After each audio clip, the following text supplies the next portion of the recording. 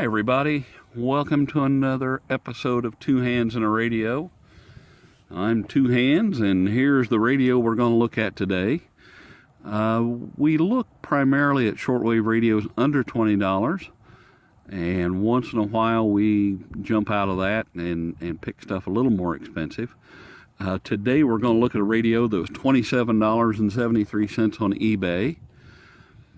We've looked at the Tecsun R-305 in a previous review, and it's not bad. It was okay, and it was good enough that I started looking around at others. There's a R303, 304, 304D, and a 305. Well, we've looked at the 305. Today I want to look at the Tecsun R-304D. And like I said, there's an R304 and an R304D. And I'm trying to find out what the D stands for. And the only thing that this is just going to be a sophisticated guess. The D stands for demodulation. And I'll bore people to death with a half-hour talk on what demodulation is, because even I don't understand it. It is just a circuit inside that processes the signal differently, and we'll leave it at that. You can Google and YouTube the word demodulation and it will put you to sleep. So we don't want to get that technical, but I went with the R304D. It's actually just a little bit cheaper than the 304 that I could find. And I thought, well, the D probably is a little newer than the 304, so we'll just go that way and see what happens. This has a feature that I'm really kind of excited to look at, and I've not run into this on radios under $30, so it'll be neat to take a look at and see how it all works. So let's just get into this thing before it starts to rain. It's really warm outside today, but it just looks like it might get ugly at any moment. And, as usual, I have not opened the box. And here we go. Of course, this was from China, and it was advertised as a radio for the elderly. Maybe I fit into that, I don't know. Not a fantastic construction, but that's okay. That's what I noticed with the 305. It felt kind of, this feels better though. Now I have it in my hand. This actually feels a little more sturdy than the 305. And hopefully the handle does not move. The handle is the handle, and there it is. That's okay. Okay. So anyway, like I said, I've never seen these out of the box, so I kind of look at it and try to talk at the same time and think, and sometimes it gets difficult. On the front end, it looks like a very easy radio to use. We just have a large volume knob and a very simple on-off switch. Very easy to use. And I wonder if that's not why they say for the elderly or something. This thing seemed to be a little bigger on this. The speaker we can look at probably 3 inches or so, maybe. 2.5 or so. Looks like a dual cone type of speaker or something. Looks kind of neat. And then our standard analog dial. It's 4-band. It's got FM, medium wave, which is our AM broadcast, shortwave 1 and shortwave 2, and it goes from 9 megahertz to 3.2 megahertz. Well, let's turn that around. It goes from 3.2 megahertz to 9 on band 1, and then goes from 9 to 22 on shortwave 2. So it's got a good range on it. Now here, when I flip it over to the other side, this is the thing that caught my eye. The tuning knob. Okay, no big deal, but it has a cute tuning knob. It's kind of beveled and whatnot, but the outer ring here, it's in 2 rings. The outer ring is a fast tuning where you can really move along that dial quickly. Then the inner ring, this piece right here, is geared at a different ratio to where you can fine tune it. So it has a fast and slow tuning built in one knob here. And already that's very cool, because you've heard, if you've played along at home and watched other videos, you've heard me talk about these shortwave bands. When they're just in one or two bands, they're very hard to dial in and pinpoint a frequency, because you're covering such a wide space in such a narrow distance. This fine tuning will allow you, look how slow that moves. And then when I grab the fast, we just zip right along. Very cool. That's the feature that caught my eye on this one. We look at the top part. Under the handle here is a band selector switch. It's going to be a 4, 1, 2, 3, and 4. It's not marked or anything. It's just the way it is. We'll have to guess at it. It is in here. I don't know if you can see it or not. There's a little piece of red plastic that's over FM, medium wave, shortwave 1, shortwave 2. I like that. You know, in the past, I kind of like those little indicators. This runs on 2D batteries. They advertise that it gives longer life because of the D batteries. I don't know. I haven't, we haven't tested that piece of it. The earphone jack is in an interesting spot. In the very back center of the radio is for earphone. We have a DC adapter. It's not included, but there's the plug-in for that. Of course, over on the other side's absolutely nothing. Let's look at our antenna. It's 1, 2, 3, 4, 5, 6 sections, and it is 25.5 inches long. So it's got a really nice long antenna. Doesn't swivel. I don't know if you can see that or not. It doesn't swivel. It just moves side to side, and that's all it does. But it can't swivel much because of the handle in the way. And I bet this really will feel sturdy once we get the batteries in it. That'll add some weight to it and give some heft in the back end of it. So let's just get into it. Oh, this is another one of those little doors that open. Instead of your battery cover that pops off, this just pops down, and there you are. Again, another thing that I really like about these. A feature that I like anyway. D batteries in, and like I said, in. And if you're elderly, you're going to have trouble with that, huh? Okay. Well, it's a minor detail, really. Maybe it is shut, and I just don't know. It's not shut. Well, the battery door is not for the elderly, that's for sure. I wonder why they do that. There we go, finally. Good night. Okay, at least I didn't have to stop the tape and play with the battery door for 10 minutes. Let's fire this thing up and see just what we get into. The FM, we won't spend a lot of time on it because your mileage is going to vary depending on what FM stations you have around your area. But we can get the initial tone of it, the audio quality.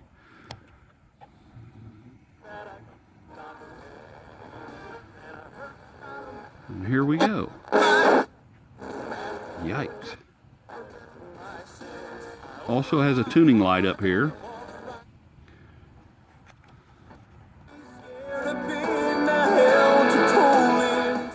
Got a really nice sound to it.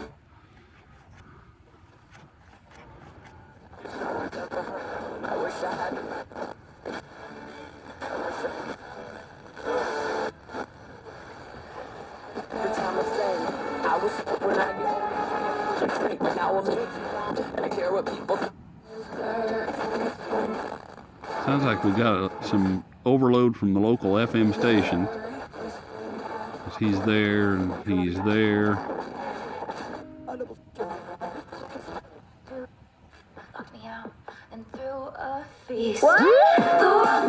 Okay, that's enough of that. We'll click over to the AM dial right now. I guess we can work our way down.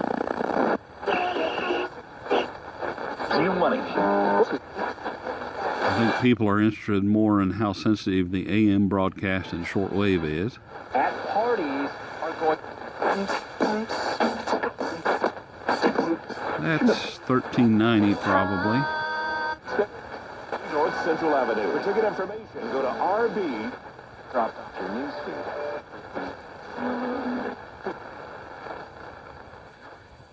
Should be our local station here shortly. And as soon as I'm done yapping with you folks, I'm going back to watching my advanced screening. I'd say that's 1070 out of Indianapolis. The weather's next. Once you finally There's our local station. Household items, then you can see your slow tuning then. 7:30 and 4:30, Tuesday through Friday. The Recycling Center has expanded their business recycling drop. So this is AM broadcast, if I didn't mention that. Going right down this section right here. Radio. You're listening to News Radio 700, WLW. On the hour, it's not 30 past. too bad on alignment. Kind of close. Probably not much more down that way. Okay, so now we'll go to shortwave. And, you know, I don't expect much in shortwave 1 just because it's 1 o'clock in the afternoon. 1 or 1:30, I haven't paid attention that much. So I don't expect much in band 1. Band 2, we should see stuff between 9 and 16 or 18 megahertz. We ought to hear something. Let's just see what we got. Anything in shortwave 1 is going to be a bonus.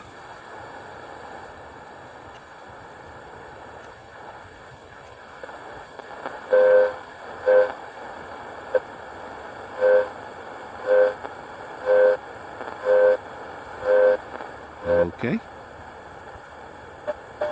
There we go. So we'll use the slow tuning to creep up onto that. And there's our WWV at 5 megahertz, so it's just about right on the money. Let's keep on going up. I'm surprised we could get that today.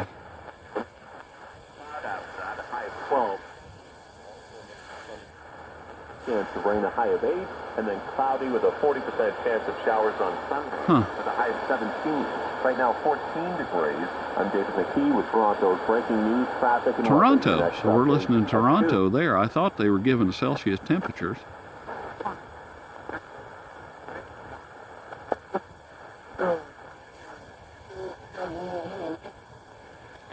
Okay, now we'll get into the amateur radio stuff here for just a second. And see, we're not able to pick that up on this. All you get's that sounds like Charlie Brown's Teacher. It's because they're on the lower sideband. You've got a lower sideband and upper sideband, and then right down the center where this thing's set at. And so all we get is like that kind of thing. They bring chrysanthemums in and different flowers in by the front truckload. And I mean,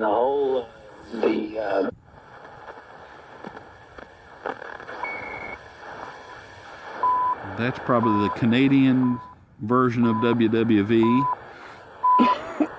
Excuse me. Canada, UEC, 17h, en 5 minutes, 17 hours, 35 minutes. Yeah, you heard him say something about Canada.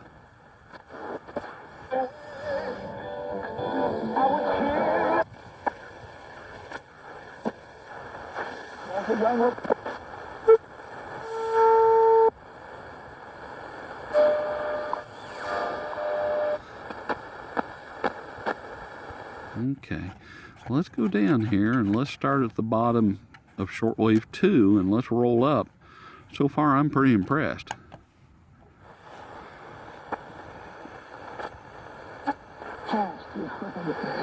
I like the fact that it overlaps 9 up here and then 9 down there. It kind of overlaps a little bit.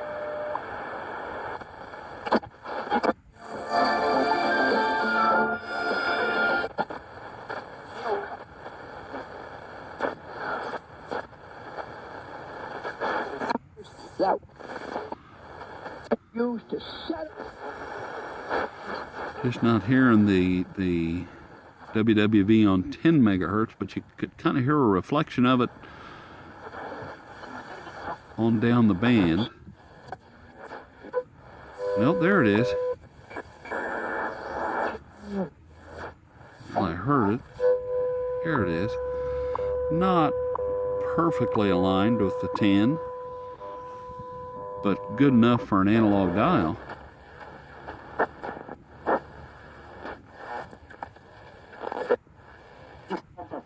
Miembros del gobierno de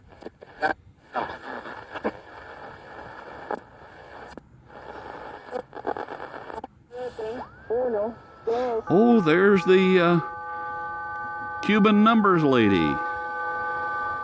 And for those of you that don't know who she is, no one really knows who she is. The theory behind it is she reads these numbers off, and there are spies all over that listen to those numbers, and they can transpose those numbers. They have certain, it's a certain code that they get their spy instructions. And the tones and everything mean something, and the numbers put together is a certain some kind of secret code for spies. I don't know if that's true or not. That's just the urban legend behind it.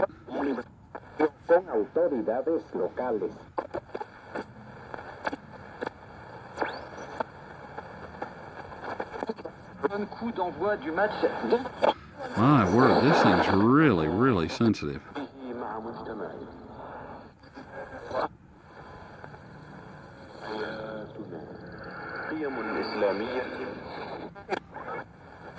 Of course, there again, I don't know, I don't have the exact frequency that we're on, so I don't know what we're listening to.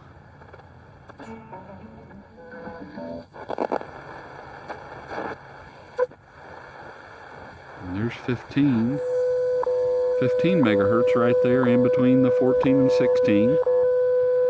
That's the next WWV. The time signal goes from 5, 10, 15, 20, 25 megahertz. Rarely do we pick it up on 20 and 25.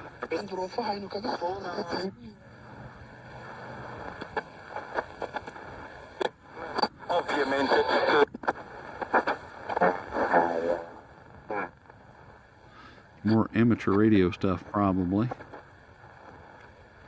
Now we're getting up to where there's probably not anything left.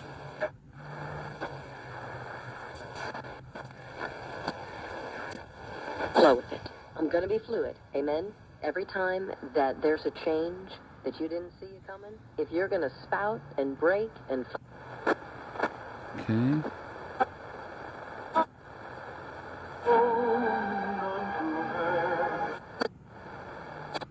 Time something... Okay, so there you have it. The Tecsun R-304D. Wow, this thing is cool. How neat. Now, I'm to be fair to all the under $20 radios, I'm not going to rate this one 1 to 10. But I think you can tell just by the reception test that we did, this thing is really sensitive. It's got a great tone to it. I like this a lot more than the R305. The 305 was just okay, and it just, I don't know, it was okay. But this, this is nice, and it's got the only negative is the handle doesn't fold down into it or anything. But I mean, that's okay. It's got a really heavy feel to it. It's not gonna tip over very easy, that's for sure. So anyway, I just wanted to share this with everybody. And if you've liked this, I think we've covered everything, really. Wow, negatives. I can't think of any negatives other than the stick-up handle that is just there. You know, I can't really fault this thing for much. And for the money, this is great. I know I've looked at one other that was right at this price, which we'll post that at a later date probably. I don't know, whatever order I post these in, but it was one of those I wished I had my money back, and this is really a great little radio. So I'm kind of very happy to get it. The R-303 is completely different than this, and it really looks strange. So but it was even a higher price, so I don't know if we're going to get into that or not. But so far we've looked at the 304D and the 305. 304D is a superior winner, that's for sure. And but if you've liked this, hit the subscribe button. We try to do new videos once or twice or 3 times a week, whatever the mood strikes. If you feel so inclined to help the channel, there's a link down in the description to where you can donate to PayPal, and absolutely appreciate all the donations. I want to say a big thank you. I don't have a way.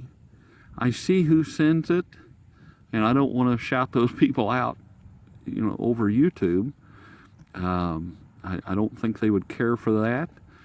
And there's no real way to, like, you know, send a thank you note to so-and-so, or I would.